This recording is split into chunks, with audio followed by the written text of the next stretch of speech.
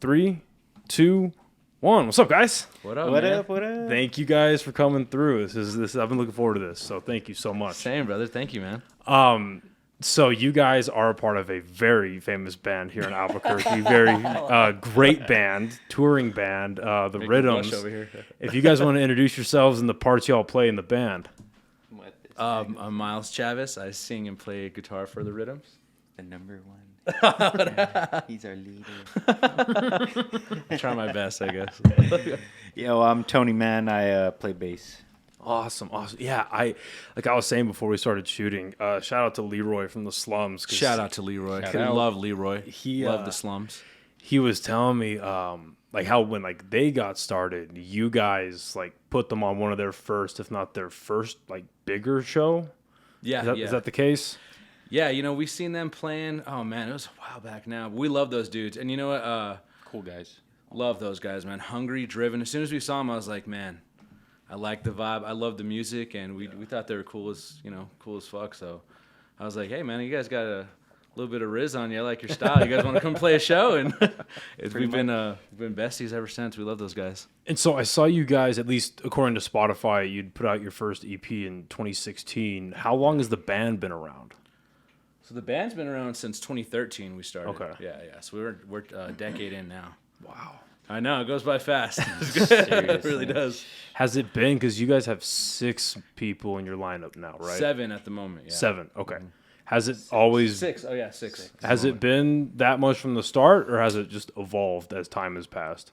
It's evolved. So at first it was like 5 of us, and then, as things get more serious and, people drop off and people's wants change and stuff. And for the last 5 years, though, we've had a really solid group of guys. It's been a little longer.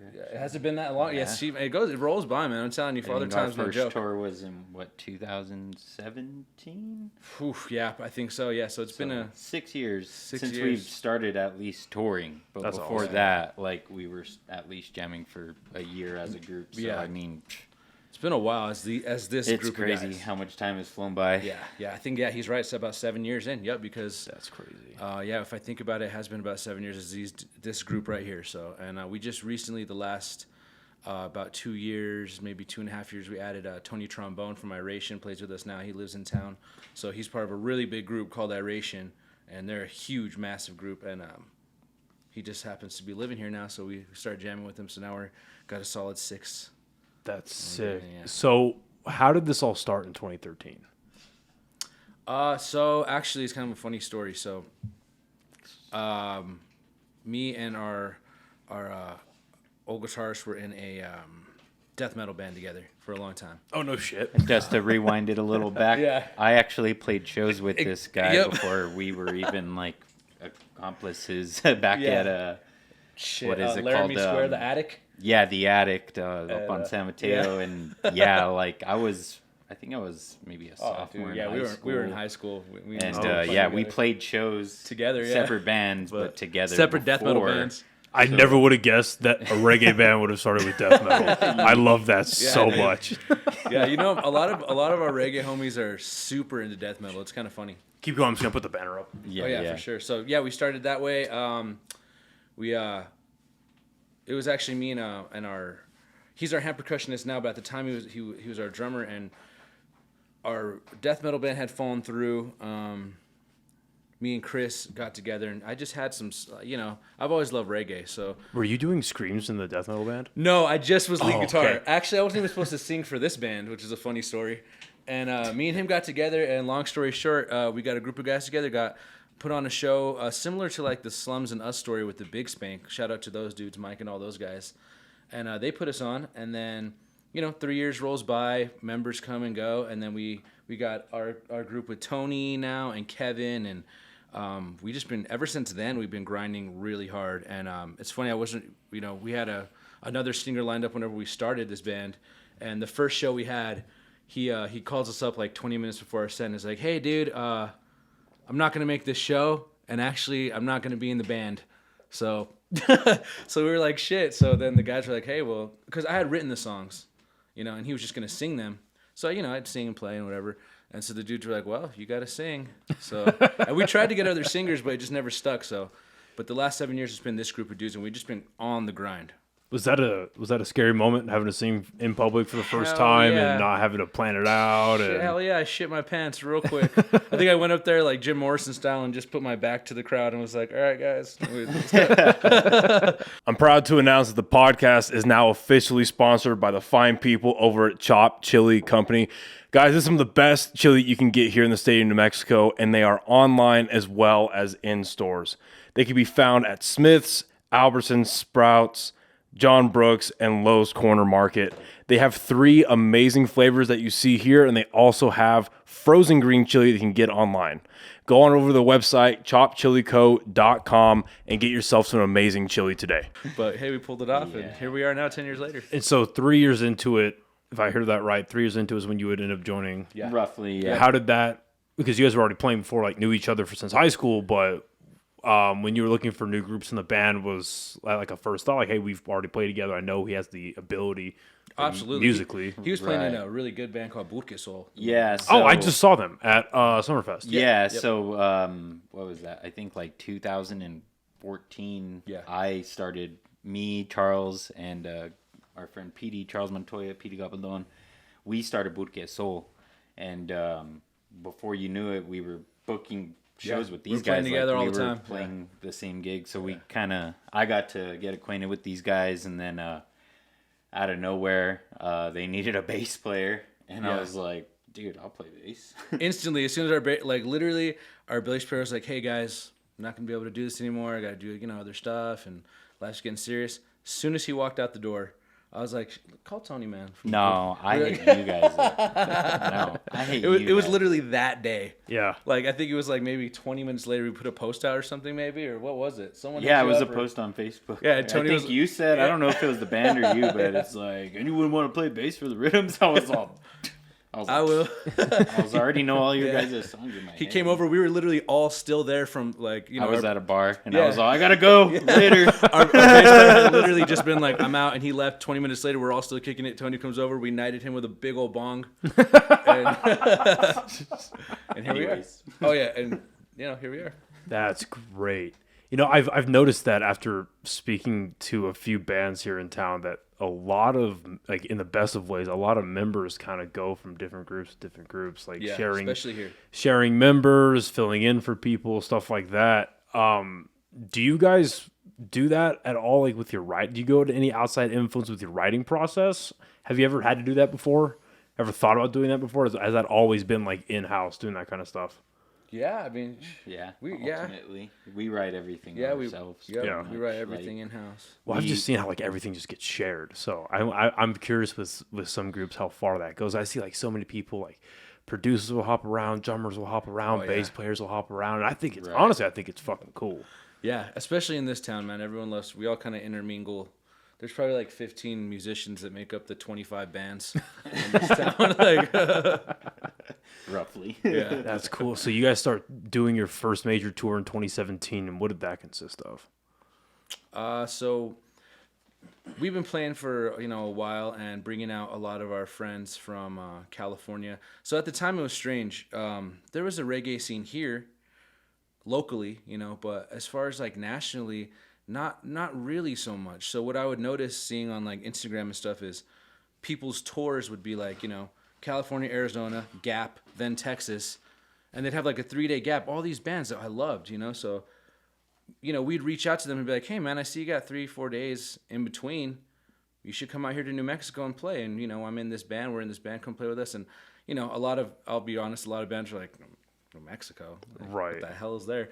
So we brought out a lot of our friends. And one of our friends that we brought is our friends, Idle Vibes. And we played a show with them and Arise Roots and someone else.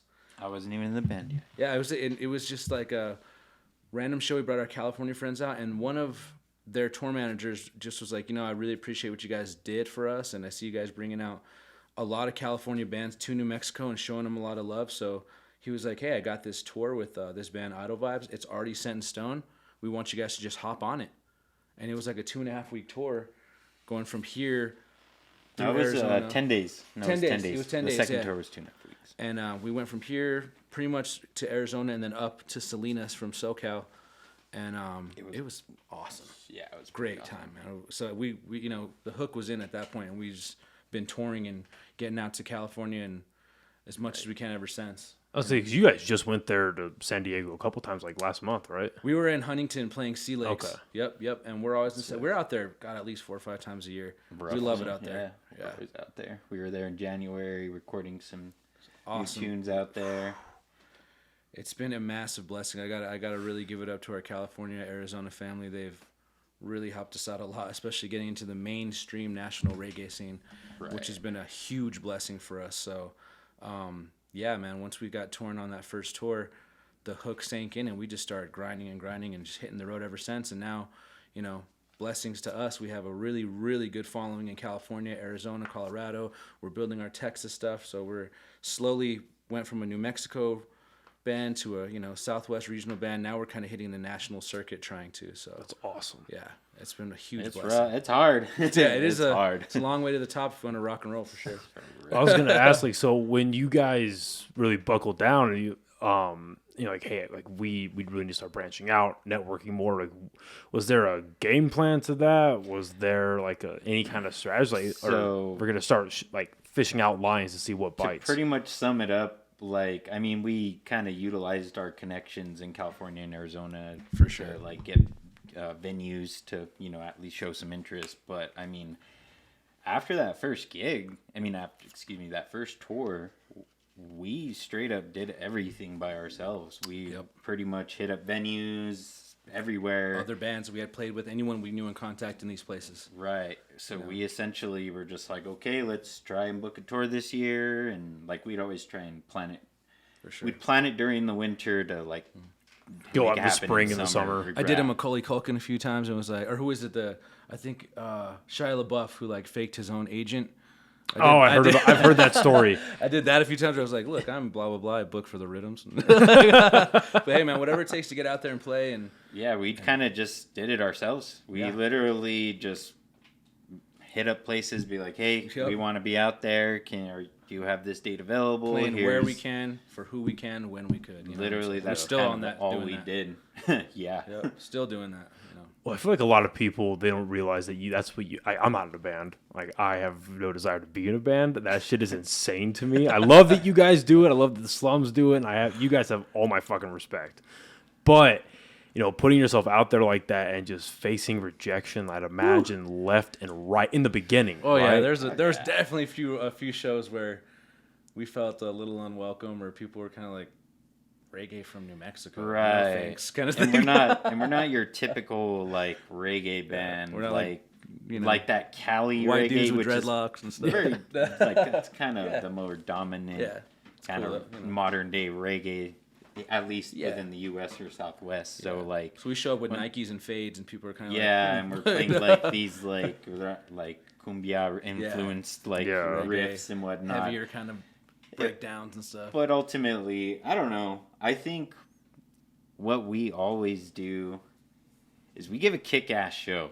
Like, even before I was in the band, like, one of the things that intrigued me with the Riddims was them, like, watching them live. It had such a full sound. Like, it was just, like, full. It sounded good. Anyways, when I joined the band and Kevin joined the band, I think, like, you know, things kind of improved a little bit. It definitely. I showed up and it got no, better. No, I'm not gonna lie. Straight Well, up, like it really drummer did. and bass. Like, we kind of that- changed the dynamics. Of Yeah, a it's lot nice of whenever you have that things. right group of dudes. You know what I'm saying? And so I think that's one thing about us is like we're really tight. Like we've been playing our music for years, and we've literally nailed sets from like beginning to end. Okay, here's a break between this song. We're transitioning this. We write transitions. Yeah, So very ultimately, methodical. like we give a pretty good show. Like that's what I think we have going for us is like we bring the energy, and I think that's kind of what has helped us kind of make a name for ourselves, and also the fact that our music is a little bit different. You know, we are a little different, you know, and it takes it kind of. We had like a moment where it was kind of after our first tour where we had to a little bit humble ourselves, and kind of be like, all right, you know, look, we're a reggae band from New Mexico. You know, it's hard to make it as a reggae band from LA or San Diego. Right. So a reggae band out of Albuquerque, New Mexico, to the rest of the world, that sounds a little funky. So, you know, we got to work twice as hard, and we have twice as much to prove. so we need to be twice as, in it. So we really have tried to dial a good sound and also just be humble along the way. Anyone that has helped us, we always try and give full homage to. We try and be very grateful for every fan we have, every single Sponsor, thing, everything, man. We're so grateful for all of it, truly, too. So we always try and just stay very grateful, and I feel like, whenever the people pick up on a good vibe, they just want to come back and hear you. Well, because admittedly, I've never seen you guys play live yet. I've yet to be able to go out to a show. However, I love the music, and I'm not a reggae fan. It just never like the traditional like it just never really appealed to me. But you're just saying, you guys have it's a reggae sound, but like more like there's a little more like heavier. It's a little detached, like to the point where it's like. Because I love, like, obviously, like you can kind of tell by looking around, my kind of thing is more like heavy metal, rock, stuff like that. Yeah. But you guys have a bit more of that heavier rock sound in your music that helps separate you a bit more. And I'd imagine that when you guys are going on a lineup, whereas let's say you're on like 3 or 4 bands, those other 2 or 3 have that traditional reggae band, and then with you guys there either in the middle or closing it out, it's just not an hour and a half, 2 hours of not to like beats and stuff. not to speak poorly of other bands, but just the consistent sound because change ups were always nice. Yeah, I gotta say our little kind of tweaks and differences in our style has been a huge blessing because we've played with obviously almost all of our favorite reggae bands. I can only think of a couple, maybe like Revolution and Slightly Stupid, but beyond that, we've played with everyone of our reggae influences. But we've also gotten to play with other really awesome acts because of our weird little style. We played with Brother Ali. We've played with, death metal bands. Cottonmouth Kings, Head PE. Yeah, we opened up for Cottonmouth Kings and Head PE at Sunshine We did Theater. a Head PE show here, and we went out there, and it was like, people like this? A bunch of just hardcore, like, death metal New Mexicans, full crowd at the Sunshine, and we went out there and we're like, okay, we're gonna play for you guys. Hope you guys enjoy. And we played, and you know what? They loved it. Even see you all again. Yeah, exactly. And even Head PE was like, "Yo, give it up for that reggae band who opened up the show." Like it was. So I feel like our little bit of extra that we throw in there, which we do mindfully try and do because we want to change it up, and we have different influences. I'd say heavier. All of us, so it definitely comes into play for our music, and it's been a blessing, man. We get to play with everyone. So, what is writing wise? What did that look like in the beginning? How did it evolve in the first beginning of the years, and then you would join the band with the drummer, and obviously it accelerated. But looking in the first few years of the band, what was the writing process like, and how do you contrast that to now? Well, I guess you got to talk about that. Well, when it first started, this whole band kind of was actually founded on. I had I was a good death metal guitarist. I was a lead guitarist for the death metal band. So all I was doing was just sweeping and heavy breakdowns. But in my off time, I always loved reggae. I always, I would listen to Slightly Stupid and Revolution when they first came out in high school, and I just loved that vibe. But at the time, I didn't know anyone who liked reggae. The only person I knew was Chris. And Chris at the time was playing for the only reggae band in town besides the Big Spank I knew they were called Shot by the Breeze, and they were awesome. Ironically, that band had broken up at the same time my death metal band did. And I just had on my own time, when that death metal band broke up, there was a 6-month period where I was just kicking it. So I was like, I'm just going to kind of let it all hang out. And all these, I didn't even mean to write reggae music, to be honest. It just came out that way. And once we started playing, everyone was like, oh, you're a reggae band. But it just kind of, we would start with, I usually come with some type of idea, and then I'll bring it to the guys and be like, hey, here's an idea for a song, here's some lyrics. I kind of have to do a show and tell with the band and be like, hey guys, I wrote a new song. And I play, and I'm like, so what did you think? And then we all kind of put our own input. So now that's really been the formula this whole time is I'll bring I'm not a songwriter. I'll bring something, to the table, some lyrics and a melody or something. I'm like, hey, this is an idea. And I think gotten into the habit of knowing that they're all going to put their 2 cents in and trusting that. So I just kind of come with almost the ingredients and hey, here's some lyrics and some chords. What should we do with this? And then we all sit down and collectively kind of form the songs out. And we do that with our sets and everything. And then when the time came for you to enter the band, had you already like looked at their music and thought like, okay, here's like what I can add to it. Here's how I can improve. Yeah, absolutely. I'm always, excuse me, I've been playing bass for a long time, and like I originally was influenced by like rock and roll, like Led Zeppelin, all that old school stuff, and then some prog rock, some progressive rock, as well, all old school. So like naturally, I'm like wanting to fill in all the spaces, and like, so I don't know. With any music, naturally, I always listen to the bass. I always like take notes, see what I would do, and then also be like, okay, take notes off of that. Anyways, I kind of lost my thought train of thought. Well, you're just talking about how you were influenced originally by more classic rock and progressive rock, and then when you're going into this, your mindset originally was you want to do like bass fills and the heavier bass action. Yeah. So again, I kind of brought my own flavor. I was I was a little runny, quote unquote, with my bass lines. Like I'd always fill in a lot of space, and sometimes like it's not really necessary. So actually, me being in the band was kind of like a trial and error for me being like a reggae bass player, because I got in here and I was like writing all this cool stuff, and then Kevin got in and he's like, yo dude, what the heck, that's way too much. So anyways, like essentially what I did was I kind of put my 2 cents into the stuff they already had written, like overall, because they let me, like we're very open with our writing process. I'm surprised whenever I talk about writing process with a lot of musicians, because I'm very open-minded. We're all very open-minded with each other. It's not a very rigid writing process at all. We'll try, if we have an idea, so if I'm like, hey, this is how I think the song should go, and he has a different idea, Kevin's got a different idea, this guy's got a different idea, we'll try all 4 until we figure, and then, if we don't like any of them, then we'll come up with something new. We always want it to be, 6 pieces of the pie working on one thing. We try and keep it very equal in all aspects, writing, decision-making, everything.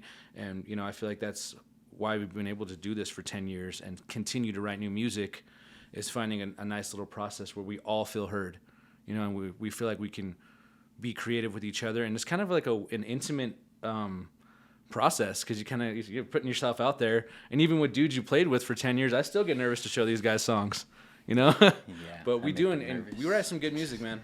Well, that's exactly what I was going to say, was how many issues and how many potential riffs in the band, and like just conflict and arguments and stuff like that. How much of that are you avoiding by having the mental and emotional maturity to say, hey, we're all in this band. Yeah, I mean, we should all contribute. Yeah, that's always going to be a problem for sure. But I feel like we're pretty good at it, man. We're always trying to look at the bigger picture. And honestly, too, because of our being able to get out of town and go to California a bunch, it just, I think we all know what it is kind of in front of us, the opportunities, and we're 10 years in, and it's still, I feel like we're just getting started. We have the whole world in front of us still, and we have a lot of big things still coming up and brand new things, and I think it stems from us being able to do that. We've had to make some hard decisions before. We've had to sit here and down, all of us, and really work things out, whether it's personal or musically or business. But, you got to do it, and you got to get comfortable if you're going to be in a relationship with people, and it's a lot, man. You're on the road with these dudes. You're hungry. Like being in a relationship. It really is, man. Especially touring and stuff. And when you got touring in front, you're living with these guys in a van. You're sleeping on the floor. You ain't got nowhere to do laundry. You're hungry. You're thirsty. You're tired. You're working on 4 hours of sleep, and then you're with these dudes doing it all. So it's almost like a war you're in with each other. So after a while, it gets almost a little bit easier to the conflict kind of just lessens out of having good practice with your bandmates, and just being able to know, like, all right, well, when the shit hits the fan, we know how to work through things. You know what I mean? Well, I feel like it's a side of being in a band not a lot of people hear, not a lot of people talk about. Definitely, man. Because people think about like whether you're a musician, you're a touring comedian, whatever entertainer type you are that has the ability and opportunities to tour.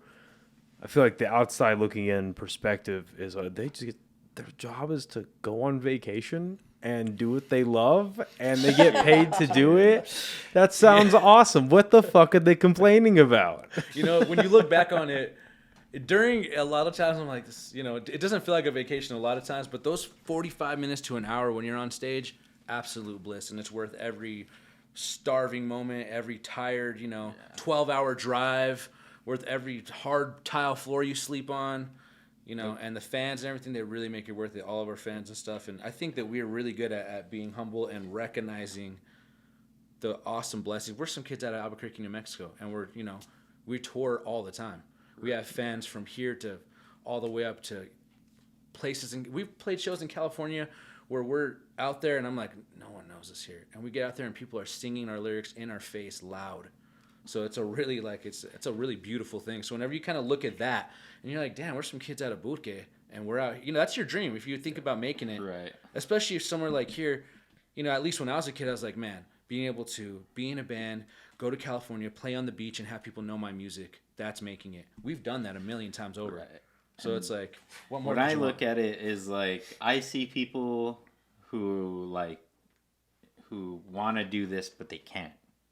Just life obligations, maybe they have kids or married, there's just various reasons why people can't do this, jobs, whatnot. And again, it's rough, man. When we booked our second tour, it was 2.5 weeks. And we had couple of those dates fall through. So we didn't even go to where we were going. There was this one 4-day period where we were literally off and we were in Durango. Yeah. We were like, should we just go home for 2 days and go back? What should we do? What should we do? So we ended up having an adventure. Yeah. We went to Navajo Lake. It was terrible. Dived. Yeah, it was hot as hell. It was dry. We couldn't light any fires or anything. So we couldn't even camp. We were just all in a van. Playing our guitar and jumping off the cliffs and stuff. Drinking, making sandwiches from the back of our freaking van. Anyways, a lot of humbling moments, dude. Dude, we'll get rooms. There's 6 of us. There's 2 beds. People got to sleep on the floor. Someone sleeps in the van. Someone always sleeps in the van, no matter. Even if we're at the Ritz, bro, someone's sleeping in the van. We toured midsummer, driving between Arizona and California, dude. It's rough, dude. Again, there's a lot of emotional effort, mental effort, physical effort. Are any of you guys married? Have kids? So our hand percussion player Chris just had a baby. She's brand new. I think congratulations. She's a couple months old. Right. Yeah, congratulations to him. That's why he's not here. He's on dad duty right now. So yeah, we've had this opportunity to do this, and the way I look at it is I gotta do it right now, dude, before I can't, because I don't have kids, I'm not married, I have a pretty cool job that's letting me take 2.5 weeks off to go tour with my band, which is very unique, especially today. Right. You never have that. Oh man, hell yeah, no. So the fact that I can do it, I try and take advantage as much as I can because when I started this, I was 24, dude. And I'm gonna be 32. Don't get me wrong. Oh, I'm old. I'm still young. I get it. But dude, I'm not getting any younger. Yeah. We're not getting any younger. So now is the time. Well, and I think I know I can speak for myself when I say that take advantage of the time you have, but especially now that we're in a post-COVID world where we see how quickly things can just end. Right. That's completely out of your control. Completely, you can't do anything about it. So you guys started in 13. 2020 rolls around, so say 6.5, 7 years into it, COVID happens. What did that look like for you guys? Horrible. Because from the outside looking in, you can obviously generalize, but living that experience, what was that like? It's bad. I will just say one thing. We were grinding, dude, for years, literally straight. So when that happened, it was kind of like a little break, to be honest. It was a break that it was. I think it was a little bit necessary. I think that we didn't really understand at the moment too, because we were literally, like you said, nobody knew on the grind, and it was such a norm for us. We were playing Thursday, Friday, Saturday, Sunday for a year and a half straight, touring 2-3 weeks, going, doing one little show out in Phoenix, coming back, playing here. We were on it. And putting out music. We were just on this grind. And then when COVID happened, we had like our biggest tour lined up. We had booked like a almost month-long tour in all these cities, we had all these bands we were going to link up with. And then one by one, I started getting calls. Right. They all started. It's like the government knew that a bunch of people that have been working real hard. Because you're like the fifth group of guys that tell me we had all this shit lined up, and then the COVID happened. It was like and you're right. It was a weird thing where everyone was on the come up. Everyone was like about to hit, and then all of a sudden, I remember being like, "What the hell is this?" And everyone's sick now. And then one by one, we were getting calls rolling until literally the entire tour was canceled, and the entire world was canceled. And then we're sitting here like, so you guys want to, I don't know, just write some stuff? Well, should we gonna practice them on? Well, no. We're gonna get, no. I don't know what to do. So it was I don't want to die. I guess it was a good time for each of us to kind of go inward, but it was hard. It was weird.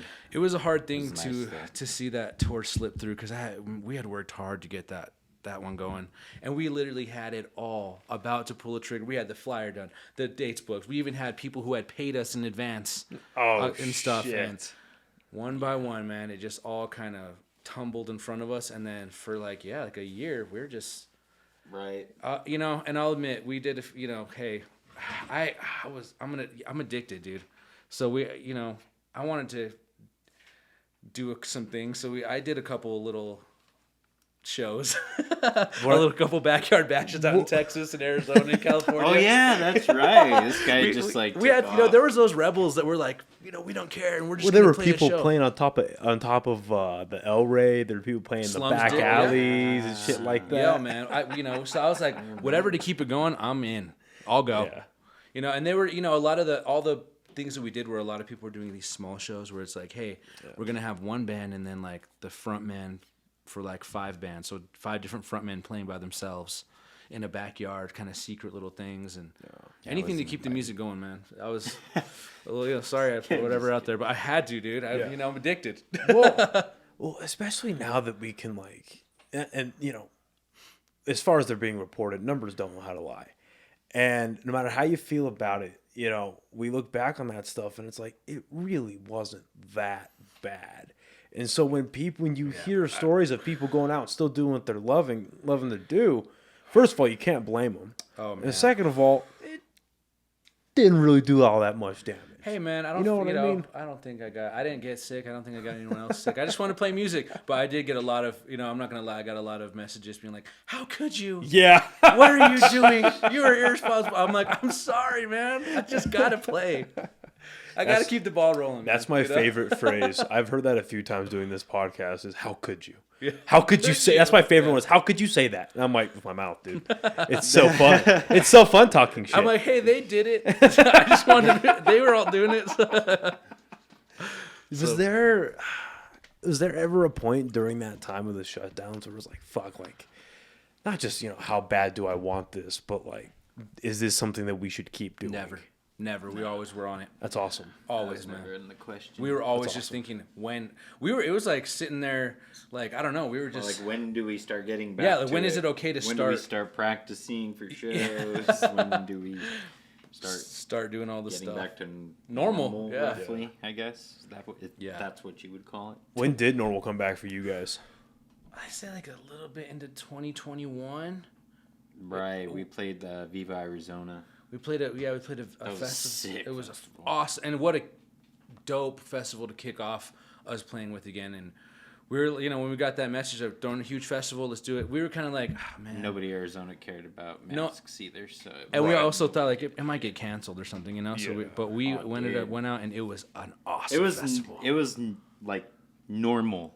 It wasn't COVID there. Like it was just normal. Everyone was just at a fest. And it had been so long since we had a taste of normal, man.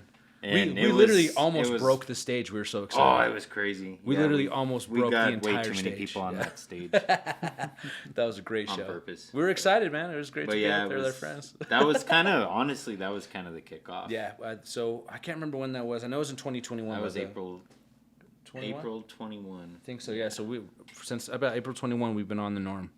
Again, as much as we can, trying to get out there. How often do you guys? I'm really genuinely interested in the writing process behind musicians.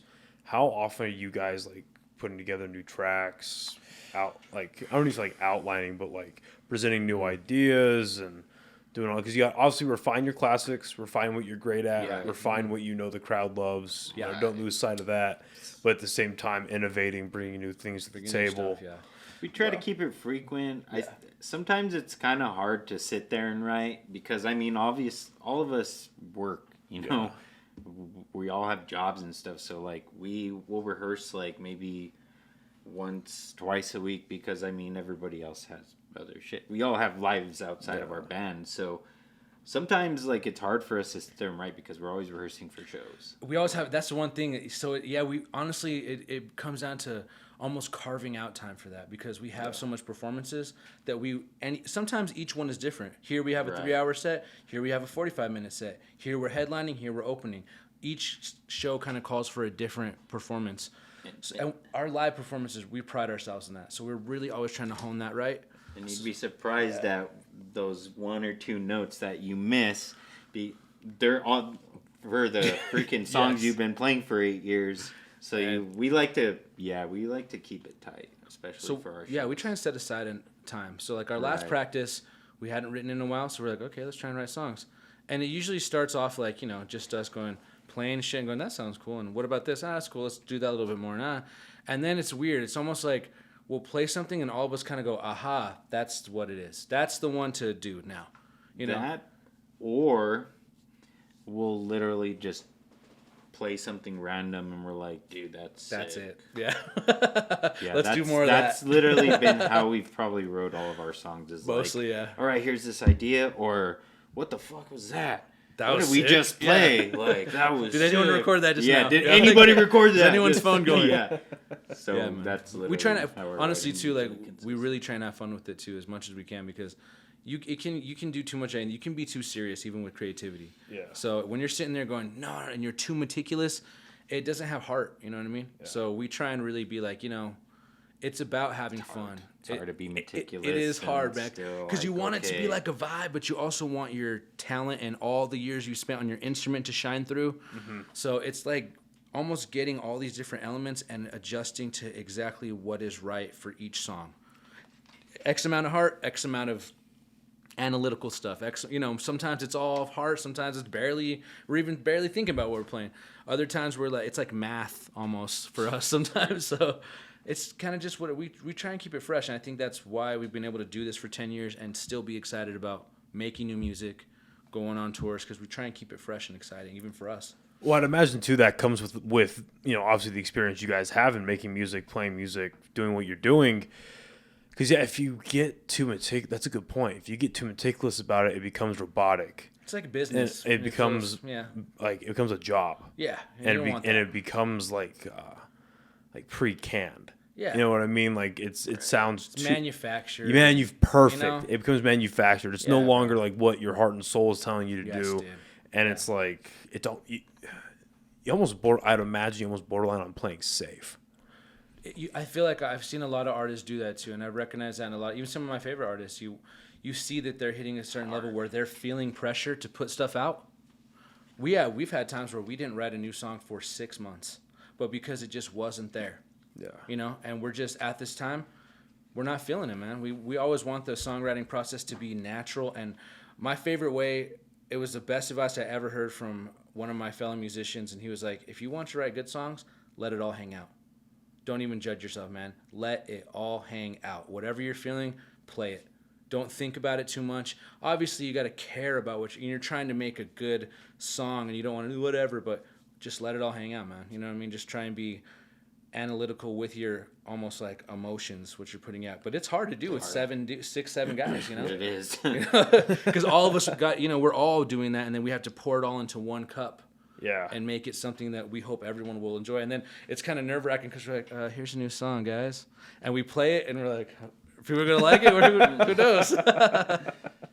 Well, and then on the flip side of that, if you get out of the habit of doing that, I would imagine you'd almost fall into a habit of not being open with it, keeping things in. Because if you don't express ideas and you don't at least try to think things out, experiment with it. You're just telling yourself no over and over and over. Yeah. And now you're not Judging yourself, you're not going to go anywhere. Yeah, man. Because of that fact. Yeah.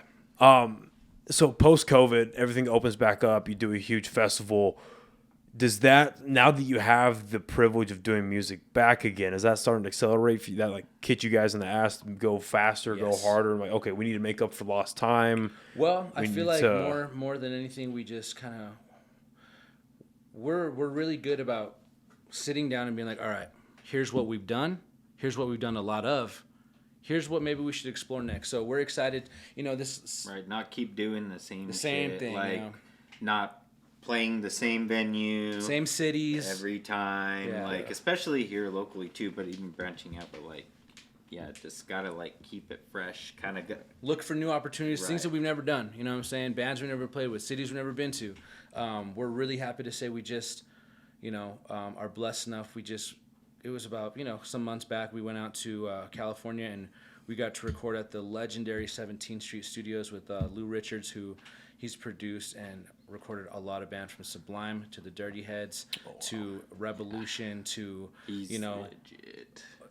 amazing artists that are world-renowned people. I mean, so we're doing new things that are scary for us, and they're brand new, but we're trying to embrace change in a positive way and do things that, you know, I think there's a saying that's like, if you keep doing what you do, you keep getting what you got. Yeah. So we try and do new stuff, you know what I mean? We branch out to different people, bigger studios, bigger shows, more cities, whatever we can Right. do, you know, trying to throw new stuff in our music, not judge ourselves, because, you know, we all get to a comfortable space sometimes with our performance. It's a thing that musicians do. You know, you know how to play a certain way that the people like, and you stick to that, but we want to risk it and kind of do new stuff. And we think for our fans, so that it's always fresh and fun to listen to. Yeah. Yeah. So working with someone like that at a recording studio that's been around for so long, he's worked with so many people. What kind of guidance and what kind of advice are you getting from someone like that who's so seasoned? Oh man. So we came out with our ideas obviously and whatnot, and like I wouldn't necessarily say it was like advice, like, oh, remember this. It's more like, yo, that needs to change. You need to do less of that. It was more of like kind of coaching in a sense. Like it also made me realize like there's like producers, and then there's musicians, and then there's the ones in between. But Yeah. like when it comes down to it, like all of us, we're musicians. Yeah. We don't know production. Like Yeah. we've all tried to dabble our feet in it. It's hard as hell, dude. You think as a musician you can play a guitar that you can record? but yeah, no, it's you not can the just same. yeah, dude, a whole It's different really thing. not, So, man. anyways, like going in with him, like what I really got most out of it was like, okay, there's your studios that you can record in, and then there's like the studios that you're gonna get produced in. Yeah, And this guy was like real big on the production part. Like I was gonna say, what do you find out the differences in the two?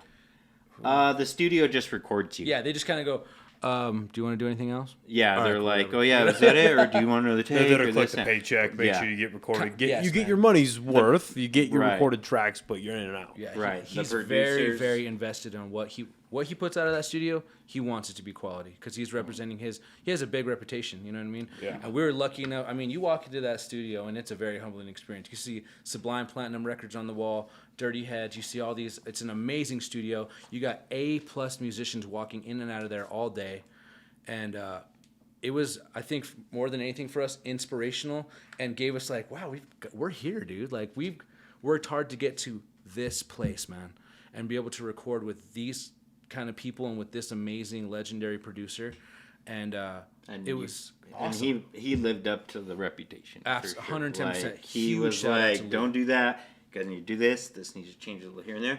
Let's pick up the tempo a little bit. Like he literally like Shout out to helped Lou just- Richards, man, amazing. Lou amazing Richardson, 17th Street dude. Studio. Love you, bro.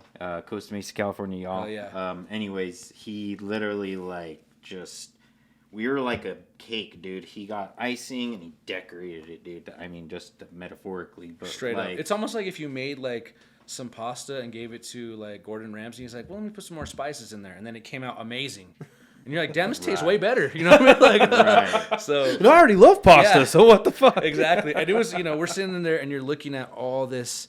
And he's like, oh yeah, I just got done was recording intimidating. this person and that person. And then, we're sitting there, these kids from Albuquerque, and he's like, so show me your song. And we're all, I was like, okay, well, here's our song. We're just but man, what a great experience. And it's those kind of things that we've done in the recent past that are new for us and exciting and scary. And we like to challenge ourselves, man. We're down to do whatever. If people want us to play an extra hour, we'll try and do it. If we can get an opportunity to go to this city, that city, we'll do it. If we can go to bigger, better things, we always try and embrace change if we can, because we want to keep it fresh and do new things for our fans. They've shown us love for a decade now, from Albuquerque to California and everywhere else in the country. These people deserve good music to keep, flowing into their ears. And I feel like you said, we're in a blessed position to where all of us can make music every day and do that. We have to do it to 110%, as much as we can.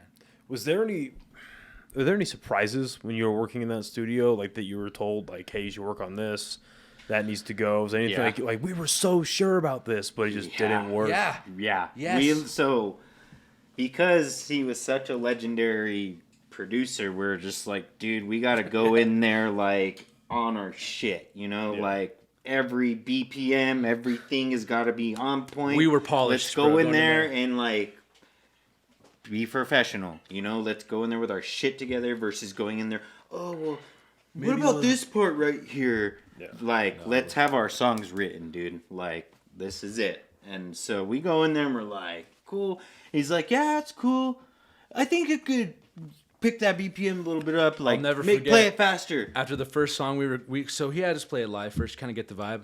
So we played the whole song, and I had my eyes closed the whole time. And then once we hit that last note, I remember just being like, oh, shit, what's he going to say? And he was like, that was a good song. All right, let's do that one. And I was like, oh, shit. All right, cool, it's good. It's a good song. Because, he did dissect he it, definitely though. Like, did he's pull like, all apart right, everything.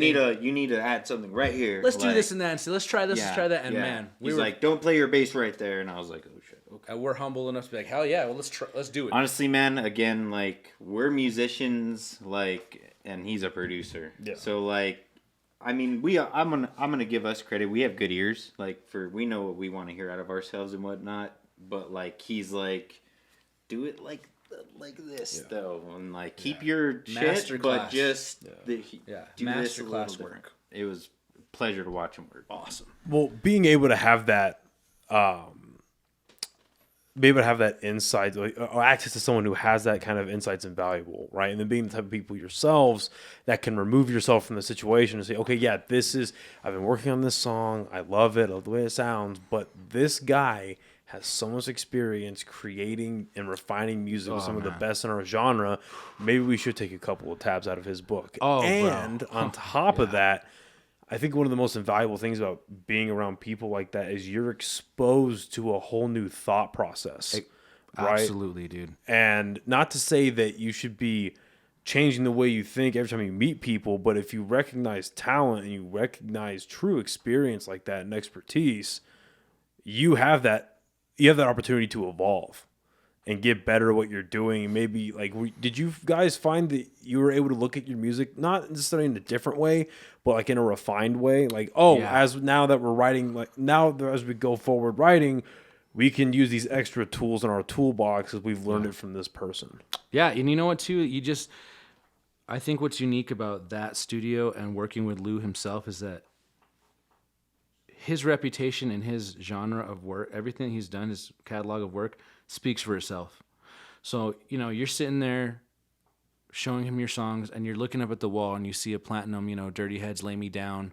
And you think, wow, man, I remember that came out in high school, when I was in high school. And I remember jamming. It was all over every radio station, everything. And I'm sitting there thinking about that and I'm going, that was recorded right here with this guy. And he's working on my music. Whatever this dude says, I'm going to run with. I trust him 110% because, if you're a boxer and then Muhammad Ali comes in and is like, hey, work on your jab, you're going to listen. You know what I mean? So it was an awesome, a very inspirational and humbling experience in the best way, just to sit there and hear him compliment our music, which was like, I wanted to cry. And then not only that, but be like, here's how we can make it a little better. Let's do this and that. And then it is absolutely that, because we've worked with people in the past who are like, let's try this and that. And we hear it and we're like, that's pretty good, but I still think, but with Lou, everything that dude does is absolute genius. So just to have that dude in our, his hands in our music, what a blessing. We'll listen to whatever he says. We were just, what a great experience for us. And it awesome. For the lesson it kind of taught me was like, pretty much like, okay, you get what you pay for. I'm a firm believer in that. And it's like kind of, personally after that is like, I kind of don't want to settle for less. Like, I know good versus like your typical average versus like top quality, Yeah, and a lot of that, it's not to say that, you're talking shit about other producers or anything like that, but it's just like there are levels to this game. Well, that's funny you bring that up, because one thing I had in my head was like, well, look, working with somebody like that, when you go back to like other producing studios or other like working with the people, you now have like a better litmus test to like, okay, either they just don't know what they're talking about because they're inexperienced, or they're ignorant, or they just don't have enough they just don't have enough experience working on this type of music or just in this field of work either way. Or maybe this person is just too full of themselves and they think they know so much about what they're doing. But again, lack of experience, lack of learning opportunities on their part. Right. And it's like, well, and then I would imagine too, if you start giving them a little push, like if you were to give someone like him a little bit of pushback, he's professional about it, talks you through his mindset, why he thinks the way he's thinking, stuff like that. Because if he wasn't like that, he wouldn't have worked with these legendary people. Exactly, man. Other producers, other people, and this goes for every craft, right? Other people that are so headstrong in what they're doing, and again, whether it's lack of experience, lack of working with so many people, like just a quantity of people, right? If you give them a little bit of feedback, say, hey, I actually don't. I know your guy pressing record right now, but I don't think you're right. And like, well, fuck you. This is my equipment. Oh, dude, no, arrogance and genius have a very fine line. Once you see someone like Lou working, it becomes very clear, where the difference between the two. And like he said, same man. It's hard to want to kind of do music and record anywhere else after that. It's like, if you're doing the best of the best and you're in, especially for our genre, the best of the best, man, I felt really like, man, this is one of the best experiences of my life, probably. Right. We've worked hard our whole life to be able to work in a place like this, where even when we were out there talking to, there's a few musicians that we look up to that we got to hang out with, and we told them, hey, we're going to go record at 17th Street. And even they were like, that's awesome. So if people that we look up to are telling us like, damn, you're going to record, that's kick ass, dudes. We really were like, oh shit, this is some serious shit.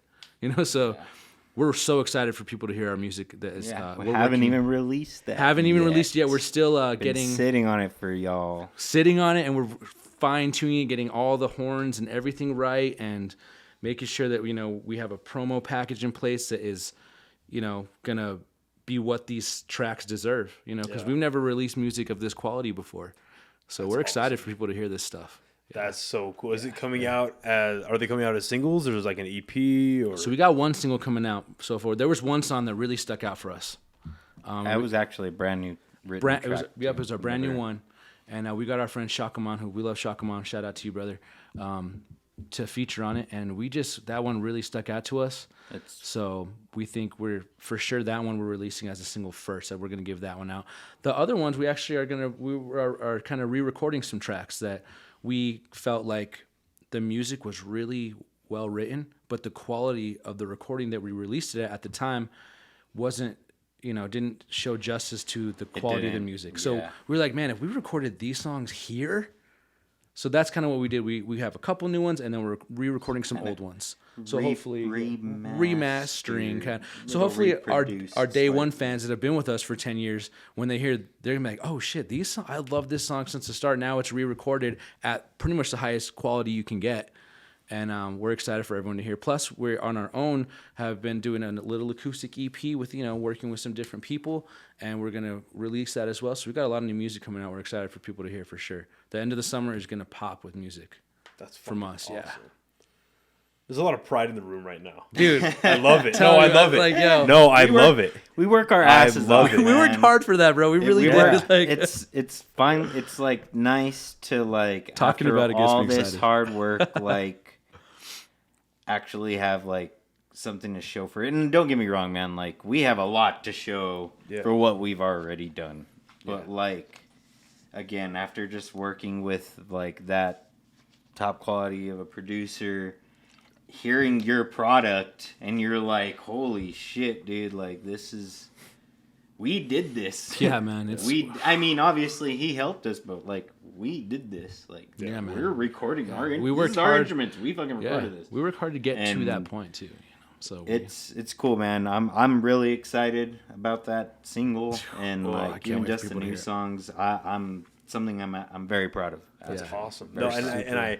and I say that in the best of ways because I feel like a lot of people that go on their creative journey, whatever project they're doing, whatever form of entertainment they're getting into, there's a lot of imposter syndrome. And I think having a healthy amount of that is okay, but having too much of it will actually destroy you. Oh yeah. it's very because easy too, man. You get in your own way where it's like, well, I don't deserve this shit, so I'm not going to do it. Yeah. And then obviously if you don't do it, you don't do it, and you don't achieve levels of not just greatness and success that you guys have, but you don't get to have the experiences that you guys have had. Straight up. I mean, if you just get in your own way, you never went to that studio, wouldn't have been touring the way you guys have. Bro. How does having all these positive experiences, how does that alter the vision of the future? Where it's like, okay, these are our goals. This is our next milestones. You talked a little bit earlier about, okay, we have like a couple cities in mind, a couple bands we want to play with, like, but how does actually achieving these things, like, how does that alter what the future looks like for you guys? I think it's gonna make recording a lot harder for us because we gotta travel to freaking California.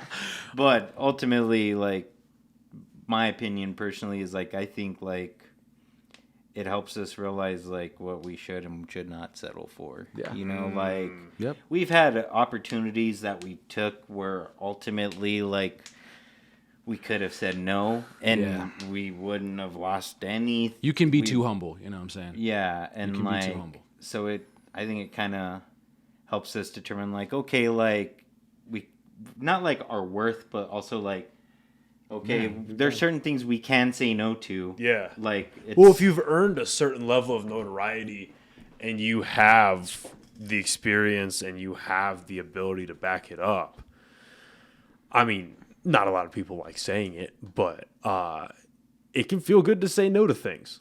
Well, Where it's like, not that I'm better than that, Yeah. but it's like my time can be more effective. That's where it is, bro. My time can be more effectively spent That's where it is, bro. elsewhere. absolutely. You get to a than point to doing where this. you work so hard and we've honed our skills in such a way that You get appreciate it- your own yes, you personal get it. time a little bit more and just time in there's general, a gut you know? feeling that's like, you know, instead of that, we could work. It's just the goals get bigger and the sacrifices get bigger. Yeah. So as the goals and sacrifices get bigger, you have to prepare yourself as individuals and as a band always. So we're at a point now where, you know, sometimes we get hit up and, you know, there are bands that we really look up to. They're like, hey, you guys want to go on tour for 2 months? And we're like, shit. If we didn't have to pay rent, I would say, yeah, dude, you know. But it's nice to know that How many that's- band members can we fit into a studio apartment? Straight How up. many? But it's nice to know that those opportunities come to us. So now that we realize that those things are coming our way, we want to better prepare ourselves for those kind of things. So in doing that, you have to be able to manage your time in a wiser way and not always have to say yes to every single show. Sometimes it's all right to not play shows this month and just work on this one song or this one set or this, you know, we're just going to work on, you know, sometimes we're just focused on content or whatever we need to do. We're still really hungry. And honestly, experiences like going out to 17th Street and playing places like Sea Legs with some of our favorite bands, it just makes you more hungry. You think that you're going to get satisfied someday, but it is an addiction.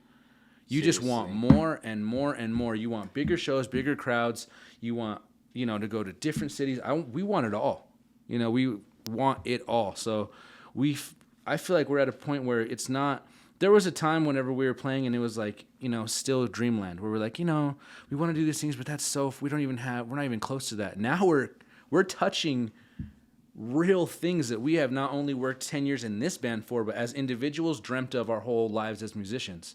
To be able to be like, man, we're working with, people we have members from Iration playing with us. We're recording at 17th Street. We have fans in California all over the place that know our lyrics, are excited to see us. And we're some kids from Albuquerque.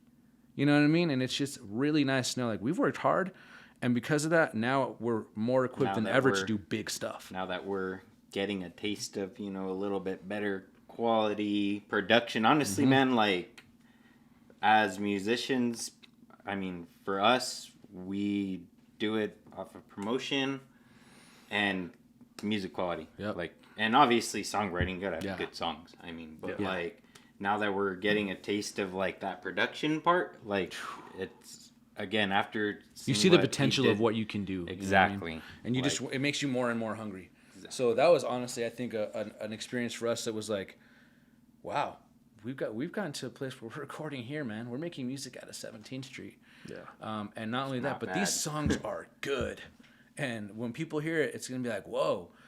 And I know that once these tracks come out, people are going to hear and go, wow, they've went from here to here. And sometimes it gets, as you get up and more, it's harder and harder to level up. You really do have to, the sacrifices get way bigger, and you have to invest way more time, and it gets grueling, man. And, you have to stay inspired, stay disciplined more than anything.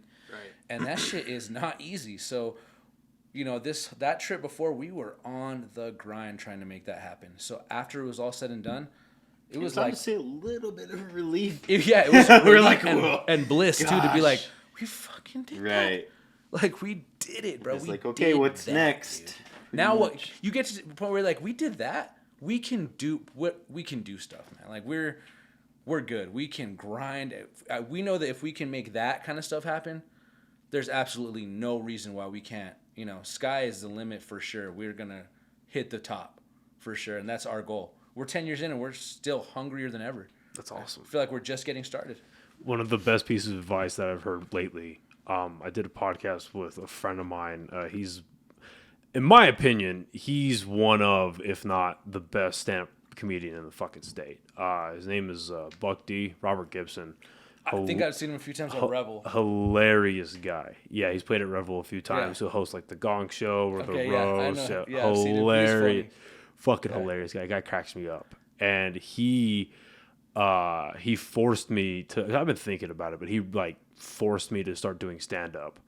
And one of the best pieces of advice that he gave me was, when you start reaching a level of like, I know how good I am. I know how good of a product I produce. You guys are talking a lot about how good your shows are. You know that you put out a good recorded product as well as a great show for people to come out and spend their money to.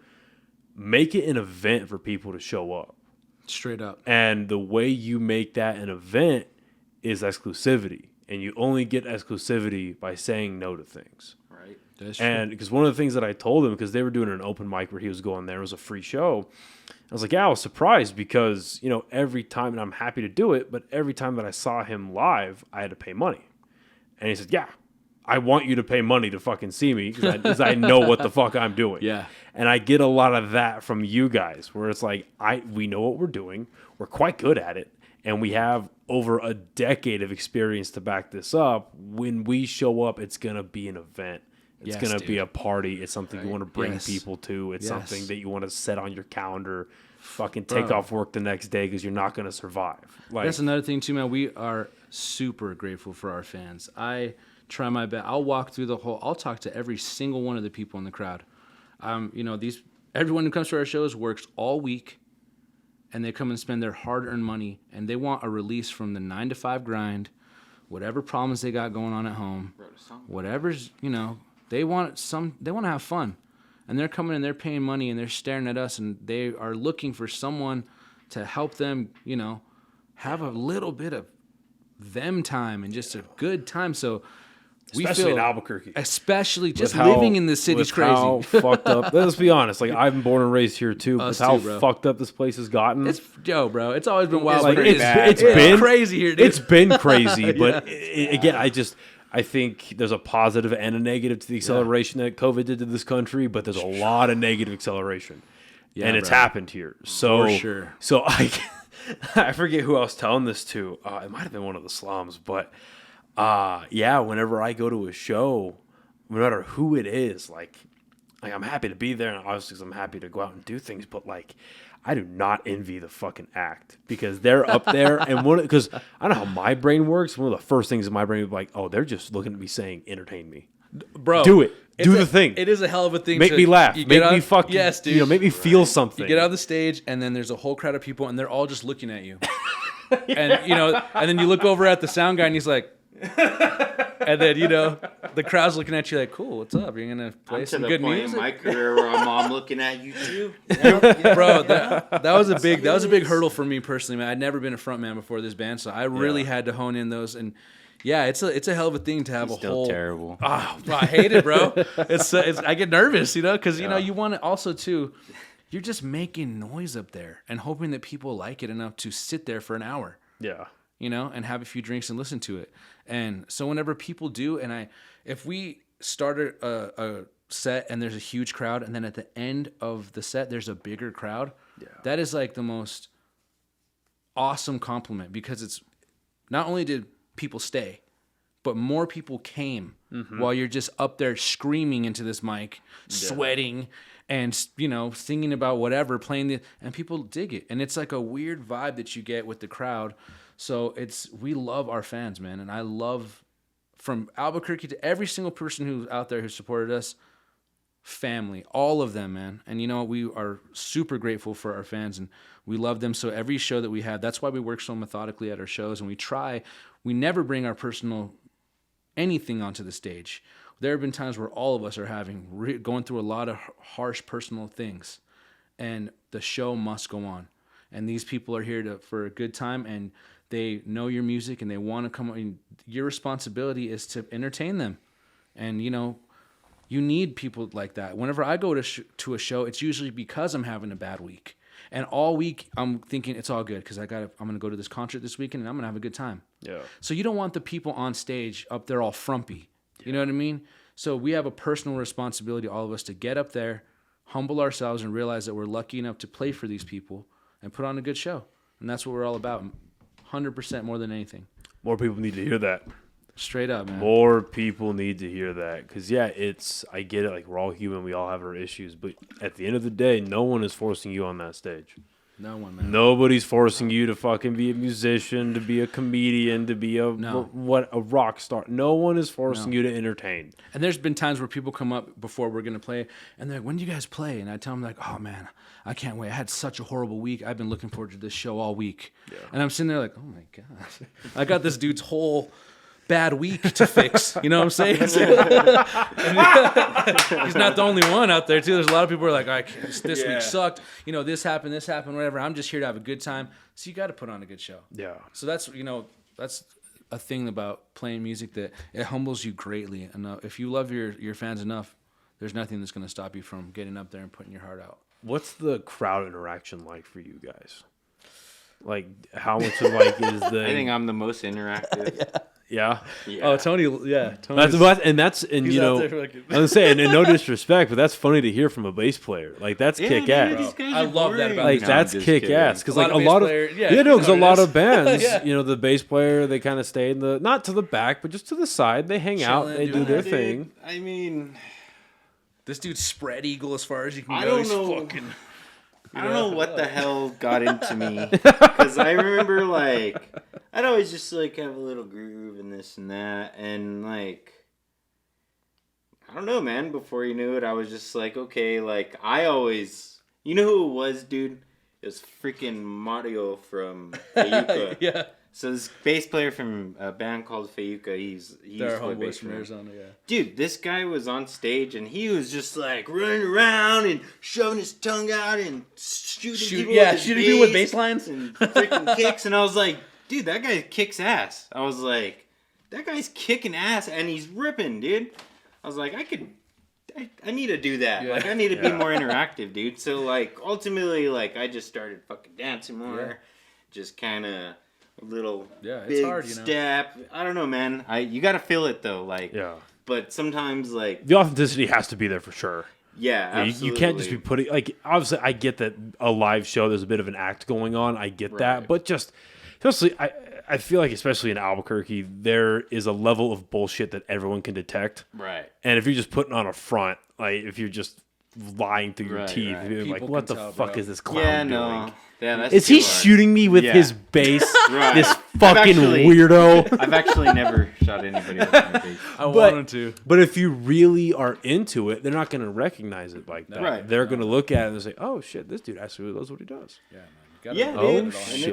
And honestly, man, I get a lot of fucking good compliments, man. They're like, awesome. Your stage presence is so cool and this and that. And I'm just like, thank you. But honestly, like, at first it was more like, okay, like making sure I'm kind of being interactive, not forcing, but like, you know. Natural. It's hard. It's hard because, you know, the nerves, they hit you every time. But we've been in this band for 10 years. Both of us been playing in other, we've probably, as musicians, each of us have been playing for 20 plus years. I've been playing shows since I was 11 in bars. Same for this guy. So 11. It's like, you know, we're seasoned, bro, and I still get nervous to play. But at the end of the day, you got to like, these guys, you know, in the crowd, like I said, they're here to have a good time. You need to make sure that you're able to put your own stuff aside. But I've had my, you know, when we first started, like I said, I wasn't supposed to be the singer. I didn't know what it's like to, hey, you know, for a long time I was like, thank you guys, here's the next song. And then we play. But one of now it just says, never mind. We don't even go there. I try my best now, but I'll be honest, one of my friends, and it was the best frontman advice I ever had. He was like, whatever you do, the crowd will do. If you stand there and you're nervous, the whole crowd's gonna be sitting there nervous. If you're excited, they're gonna be excited. So and it's true, man. The whole crowd just mimics what you do. So if you're up there just having an awesome time and you're not necessarily not caring, but you're just really letting it all hang out, they're gonna feel comfortable enough because if you're up there being you know, humble enough to not humiliate yourself, but you're up there, you know, we're playing our song, expressing. They're not going to be scared to dance or to cheer or come up with. So now, man, it took us a while, but we're all really good about getting on the stage and just letting it all be out there, and the crowd responds, and I feel like they feel safe enough to dance and you know, yell and whatever they want to do too. We're very interactive with our crowd. I like it a lot. I love our fans. Well, I feel like you guys, I think this goes for any, especially like musicians specifically, you guys need to be a display of expectations for what the energy is for the crowd. Right. And eventually it evolves from a display of expectations to a mirror where you guys are both on that same wavelength. There's this weird like hypnotism going on between you guys. And I see that go for musicians. Like the more energetic they are, the more energetic the crowd is. With stand-up comedians, it's the way their delivery goes is going to show how uptight or how like loose with the comedy the crowd is. Yep. Like there's a really great comedian. His name's Anthony Jeselnik, and his whole so his whole thing obviously is very dry, very dark, and it's slow. Yeah. So the crowd is sitting there like waiting for the fucking thing. Like, what is he about to say that's horrible? But then you juxtapose that with someone like Bill Burr or Dave Chappelle, where it's a lot. In your face, it's in your face. It's loud, but it's loose. Yeah. So you can it's almost like you can sit back and just you feel comfortable, and you just take the beating of the hilarious nonsense that's coming out of their mouth, right? So being able to hone in what you guys are good at, and then project that out to the crowd, it makes it a lot easier for them to digest that and then give it right back to you. For sure. And there's that, like I said, there's like that hypnotism that's going on. What is pre-show like for you guys?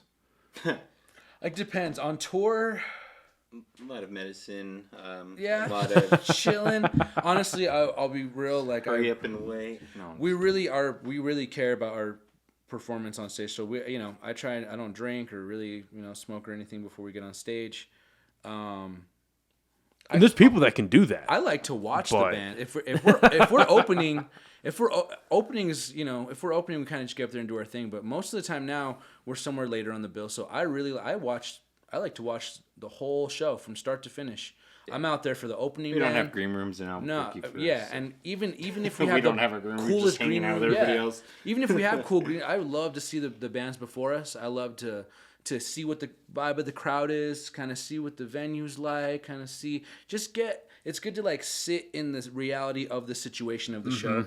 Well, it's like a cheat code. Yeah, then when you get see on stage, what's you kind of hitting know and what's up. not, Yeah, and- you know what's up, and Yeah. you kind of even like if I'm watching the band before us, I'll see what people in the crowd are kind of vibing hard, and then when I get on stage, I'll see them be like, "Hey, you guys, let's dance." I'll know who to kind of Right. Yeah, like because Yeah. I saw those people dancing hard, so I'm gonna get when I say everyone come up, I'm gonna tell these people because I know they will. Yeah. You know what I mean? So I like to really observe. We're like that. We like to watch the bands before us. Well, what's so cool about going to a local show here, and I never really thought about that, but maybe because there is a lack of green rooms, but typically you'll find the people that are going to go on stage and perform, you'll see them in the crowd somewhere. Yeah. Oh, yeah. And so if you guys are the type of people that go around and talk, say hi to people, not even say, hey, I'm in the band, thank you for coming, but you just going around being friendly, whether it's, directly towards people or you just have a friendly presence about you. And then people that are in the crowd, unless they're completely fucking inebriated by then, but... if they're in the crowd, they're aware of what's going on, and then they see you on stage, it's like, oh shit, that's cool. Yeah, And there's that added layer of investment where it's like, 'cause I think that there's this, initially with every act that goes on a stage, there is this invisible barrier between you and the crowd. And I think one of your objectives is to break that barrier down. For sure. And show that like the only difference between us is that I happen to know what I'm doing and I'm a little bit higher on a stage than you. Yeah. Other than that, I have there an is instrument in my hand. there is nothing different about us as people, Yeah. and I think that adds a big level of investment. I think so too. You know what I mean? Yeah, for sure. For sure.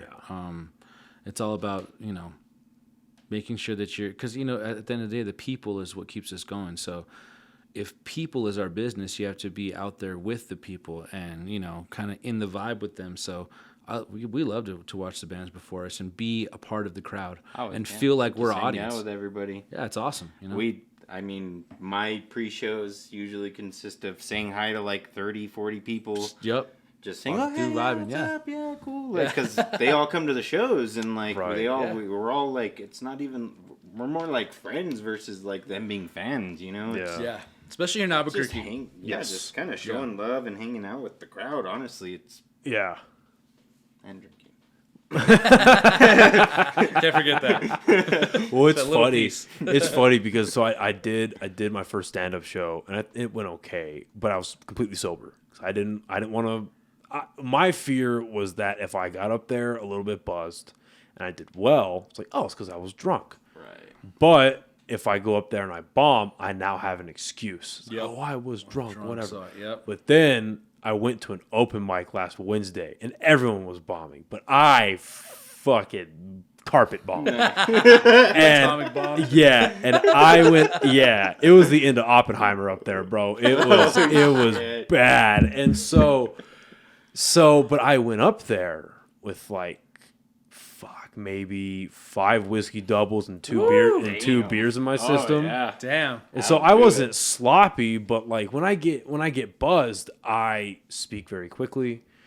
My brain doesn't care about delivery. it's hard It to doesn't. line up. Yes, it doesn't care about the way the words come out, the order the words come out, the order my ideas come out. So I was like opening the gate with a punchline, and I was like, "Fuck no!" There's a reason why I just said that. I'm not. You're like, wait, there's I'm not an asshole, I swear. Like, you know what I mean? And so I got off stage and I was with my friend and I remember telling her, I was like, fuck, okay. That's why I did my first one sober, because I just missed 3 tags, 2 setups. I forgot a whole premise. Can't do that anymore.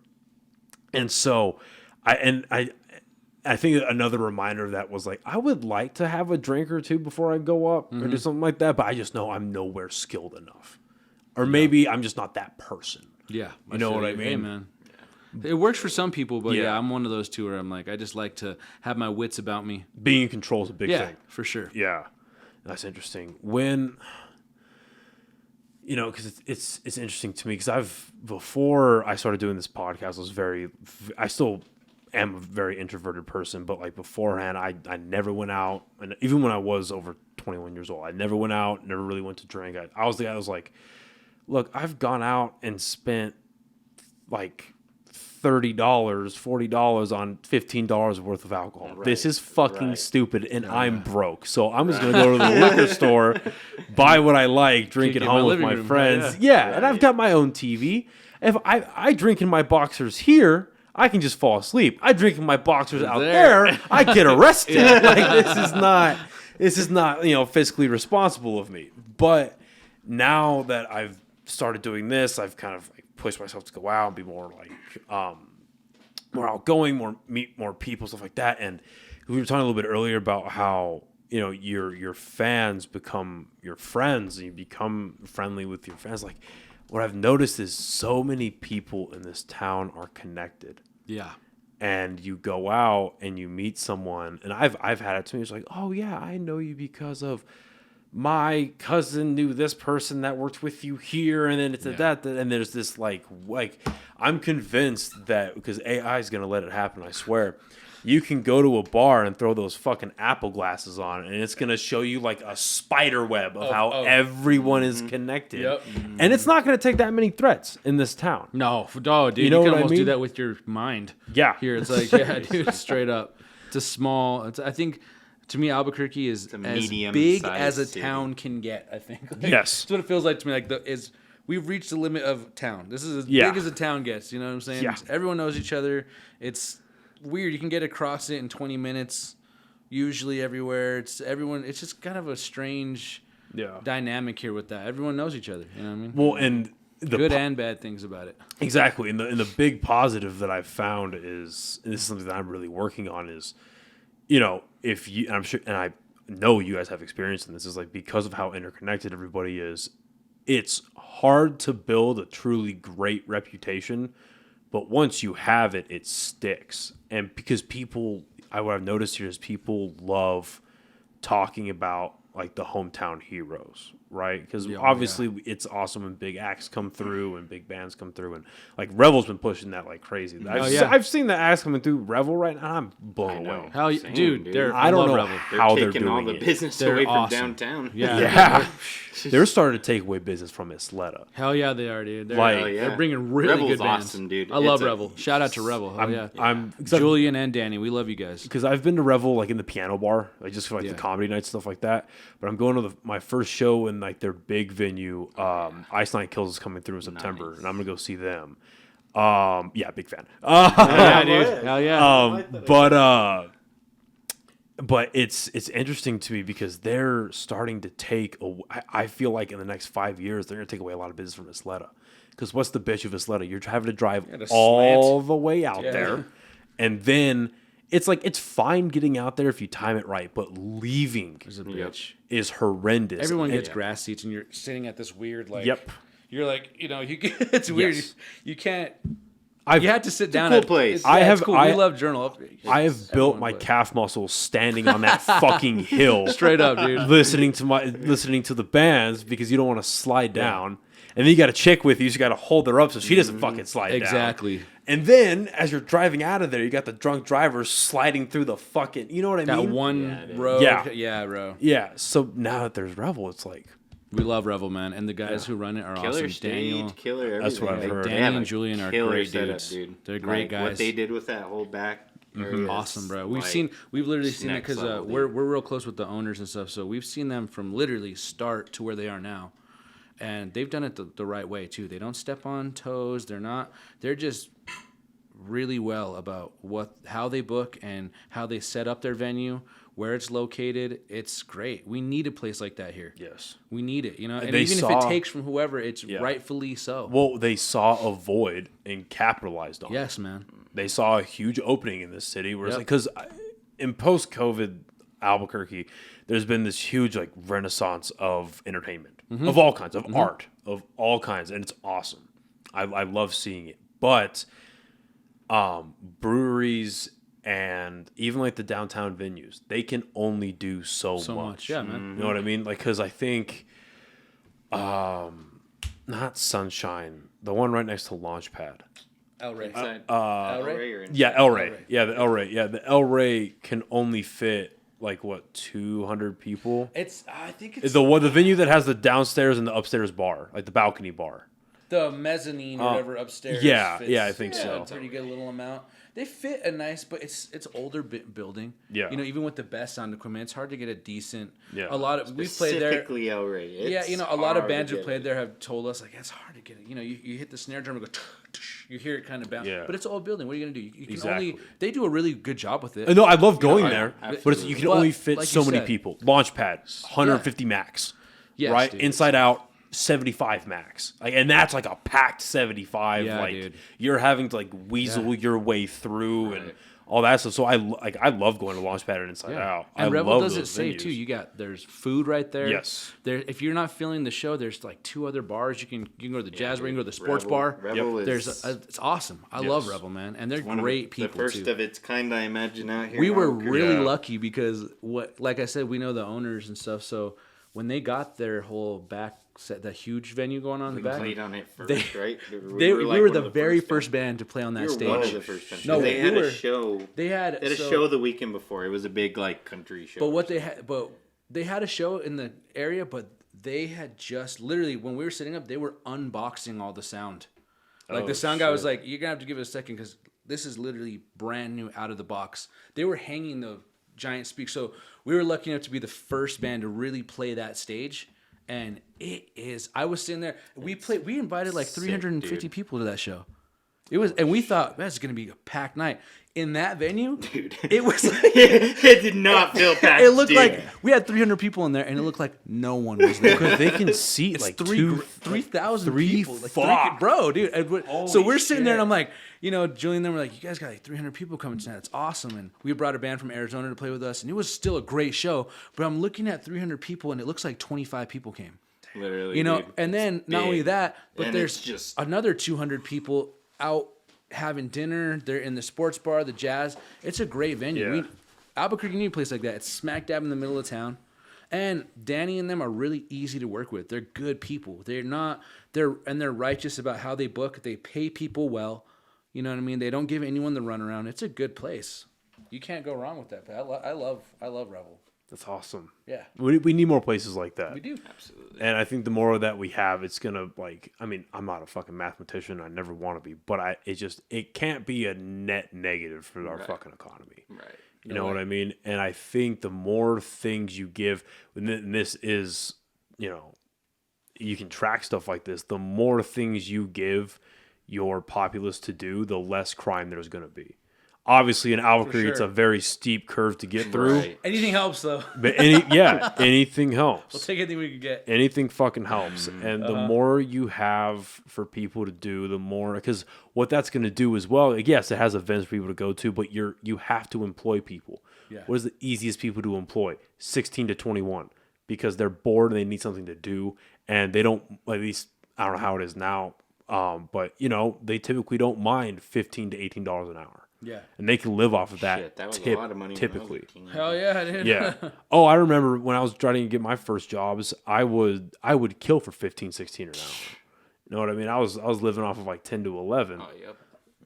I think my first job was like $7. It was whenever minimum wage was like $7.50. Same here. Yeah. Back in the day, dude. I'm trying So to think how much I made at Blake's Lotaburger. God damn, yeah, I've It worked. wasn't a lot. though. Yeah, man. I remember getting Like working $120 two and a checks half every week, week. 10-hour days. Yeah, exactly. Yeah. Yeah, man. We love all the places here work really hard, all the venues, but I really love Rebel. I've had a good time there myself, just going to shows. Yeah. And they do like, you know, MMA, boxing, all kind. There's a huge. They're possibility hosting there. a Yeah. fucking bodybuilding show there in like Yeah. 2 weeks. Yeah, dude, and they do it really well too. All their stuff is they change things up. They have a little outside area to like, you know, their little solo show kind of small Yeah. area. They have the 2 bar. It's a great place. And I've had some friends tell me about what the backstage is like and how it's actually pretty built up decently well. Yeah. And because I did a bodybuilding show, the same one that they're having there. I did one last year, and they had it at the Chemo Theater. Oh, okay. And I am so glad they're never gonna do that again. I was like, No, it was so shitty back there. It was fuck because I'm assuming you guys been like behind there and like Yeah, I've been I don't know if behind I there have been once. behind- so you know how like it goes underground and it has like the couple like split off rooms. Yeah. Like that's where they had us. Yeah, it's kind No- of like Sunshine. And there's like no fucking AC. There's no lights. Yeah. And you don't know what the fuck is going on, and it's sweaty and it's murky and like it's so bad because like I was very thankful. It was my buddy that was coaching me. He's a pro bodybuilder, so he knew like what tan to use and how to apply and when to this that. Some people, unfortunately, didn't know how to do that. So it was easily like 85 degrees down there. It was 90 degrees. It was bad, but I had decent stuff on my body, so it was staying. Other dudes looked like fucking. They looked like a melted maple donut, just fucking falling apart. And I was like, I felt so bad. And you could like literally, you like see like trails of tanner as you would go through the fucking. I was like, there has to be a better place than this. There has to be. I swear to God. Yeah, Yeah, man, I love that's, Rebel. Shout out to those dudes. Good one. Yeah, but anyway, what I was originally saying, it's tough. But like once you get a good reputation in this town, people are very eager to go out and tell people about it and like support local and all that stuff. How much has word of mouth helped you guys out over the last 10 years? Yes. God, I think it's it's everything. It's crazy. I've like myself, I've been in the band for like 7 years now. Yeah. But anyways, like there's been instances where like, oh yeah, I've heard of your band and this and that. I'm just like, you have like people at my job and I work at a credit union and I mean people at my job are like, oh yeah, I heard about your band. My friend told me it's a good band. This and that. I'm just like, oh yeah, I'm the bass player in that band. They're like, oh my gosh, you guys are so good.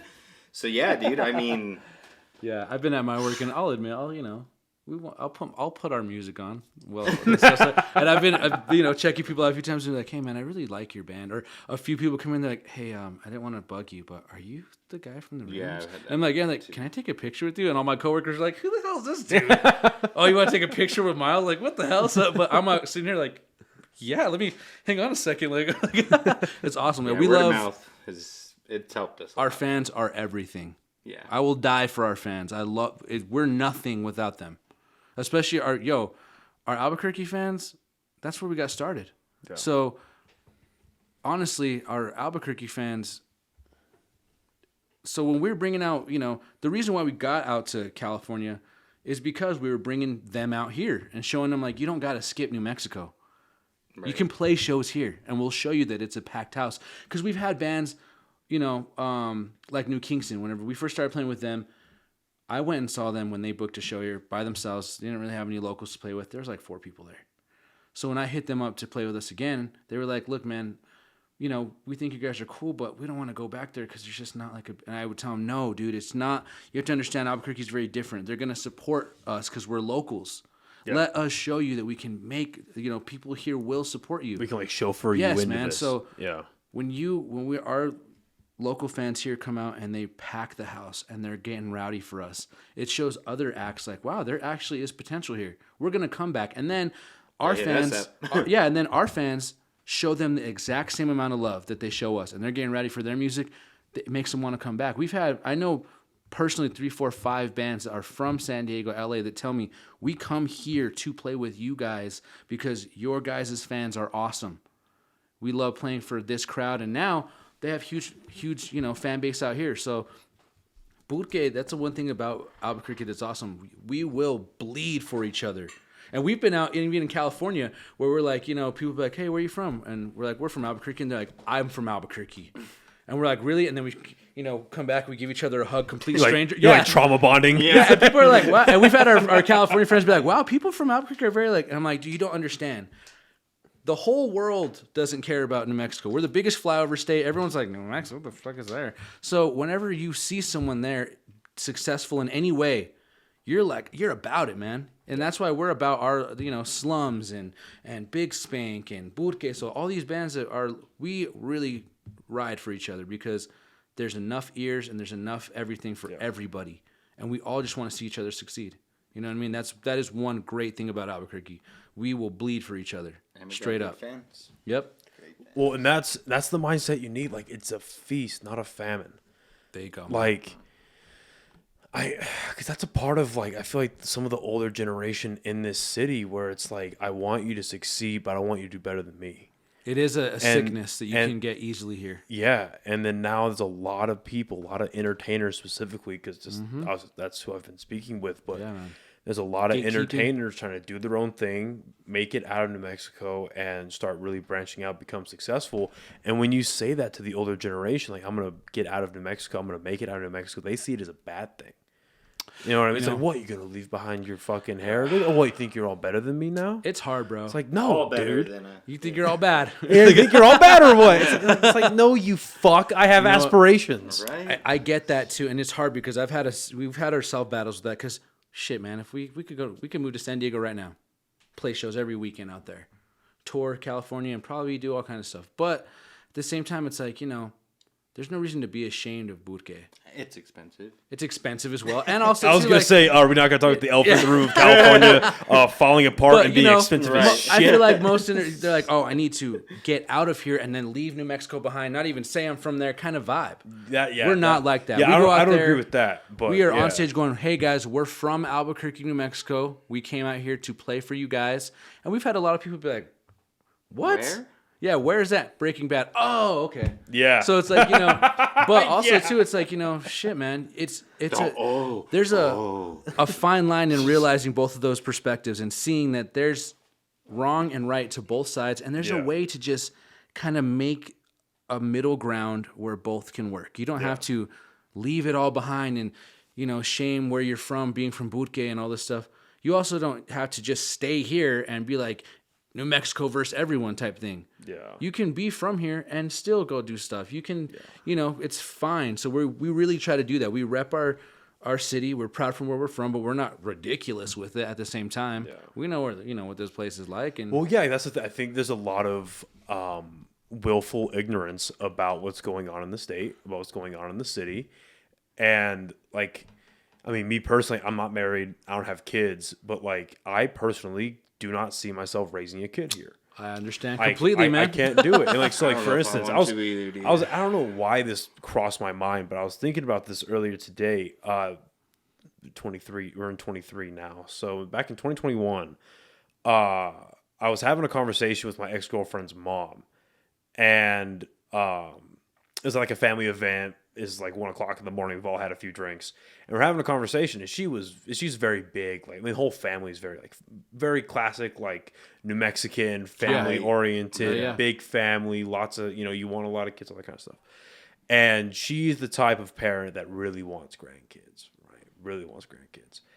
And I'd only been with her daughter like a little over a year, so maybe like a year and a half. So I was like, the fucking grandkid story. No. But that's not the direction that it went, and it kind of broke my heart a little bit because she was like, I really want grandkids, and I would love that. And I was like, fuck, right. It sobered me up. Then she was like, yeah. but I don't want you, and I don't want my daughter raising kids in this city, because how could you? And she kind of extrapolated that, and I was like, I don't know how you can raise kids in the world today. Mm-hmm.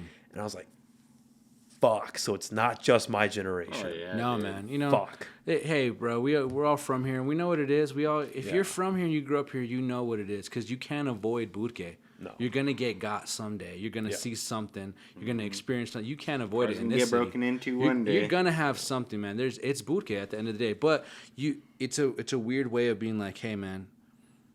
There's a slightly stupid lyric that says, "This world's hopeless, but I love it anyway." Yeah. And And that's kind of how I feel about Burque. It's like, you know what?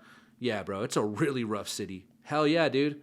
Don't leave your cars unlocked. Don't always Don't look leave around. anything in your Be car. safe. But at the same time, Yeah. it's there's community here. Mm-hmm. There's ride or die vibe. Mm-hmm. There's gems of talent here that is just untapped talent on a crazy scale. Yes. And so it's learning, I think, how to recognize the good and highlight those attributes and just not be afraid to acknowledge what it is. Also, you got to acknowledge the reality of the city you live in, and also to take those type of things and go, hey man, you can take the grittiness of Burque and help it make you to a better person. Yeah. If you just realize where you're from and take all that and go, hey, man, shit, I know I'm tough as nails being from Butke.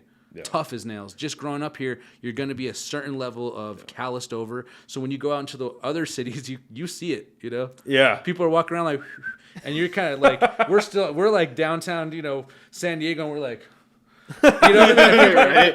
I've literally had people in California be like, hey, man, chill out. Like, and I'm like, what? And they're like, you have this like face. And I'm like, I'm sorry, man. I don't even realize I'm doing that. I just, you know, where we're from, it's a little different, and you don't even realize that stuff. So it's like, you know, hey, man, what are you gonna do? You're from here.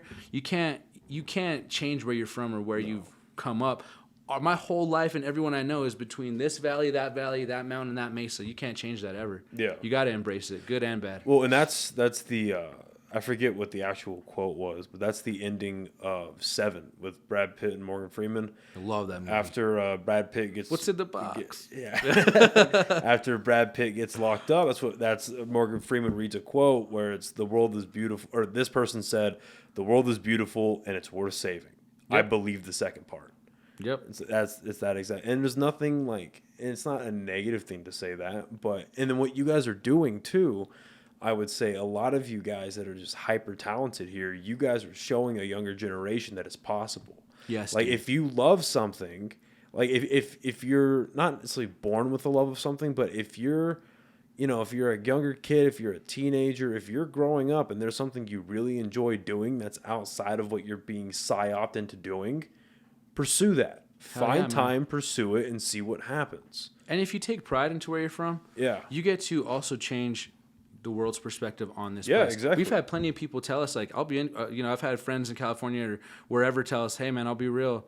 You know, I went to Albuquerque once, or I hear about it, and I would not expect people like you to be from there. Yeah. Or you guys have changed how I feel about this place. Yeah. You know, I've met people from Albuquerque and they're rough or they're scary, and, you know, you guys have changed how I feel. So if you choose to, you know, represent yourself and the place where you're from well, you can change how people feel about this place. You 100%. Can be a positive change on Albuquerque. Mm-hmm. You don't have to, you know, go out there and let everyone think that we're just a bunch of crazy outlaws that just do whatever, have guns, and make meth and whatever. I get surprised whenever people. Yeah, I'm like, same. I ask people, what do you think about? And they're like, well, I know that. And I'm like, God damn, people really think that about us, but I get it. So it's like, you know, if you have a platform where you can showcase the positive side of that. That's what we're about. I agree. It's showing 100%. People that are like, hey man, we're from Albuquerque, and you know, we're calloused over to a certain extent, but we can rep this place in a really good way and show people that there's awesome people and talent that comes out of Albuquerque for sure.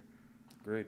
I think that's a beautiful way to end this podcast, boys. My man, hell yeah. Sweet, man. This has been a fucking blast. Yeah. Thank you for having us, dude. Thank you guys for coming through. Dude. This has been a lot of fun. Much, dude. Before we get out of here, this is going to drop on Fridays. So that is I think 28th. Yeah, 28th. So what do you guys have any shows coming up? Do you guys have any releases you want to talk about? Yes, we are playing 505 Spirits, a free show on the 29th this Saturday. Brand new venue. Brand new venue, cool place. Everyone should come out and see us. It's a free show. We're playing the patio outside. We're playing for a couple hours. That's going to be really fun. August, we're playing we're booked every weekend in August. We are booked everywhere. We're doing Marble. We're going up to Aztec to play a cool show. All our Aztec family and, you know, Durango family, if anyone's listening, come see us. We're playing Revel and Marble as well. We're playing another cool event on the 19th at Collective, the Albuquerque Collective. We're booked all through August, and we got new music coming to you guys soon. Awesome stuff out of 17th Street, plus our acoustic EP, and we got music videos in the work. We got a lot of stuff coming. So, like I said, we're just getting started, and we got a lot of cool things coming to you guys. Thank you for having us, brother. I'm glad I caught you guys when I did. Jesus Christ, man. Thank you guys so much. Appreciate you, man. And thank you everyone for listening and watching. And we'll see you next time. Bye, everybody. Thank you.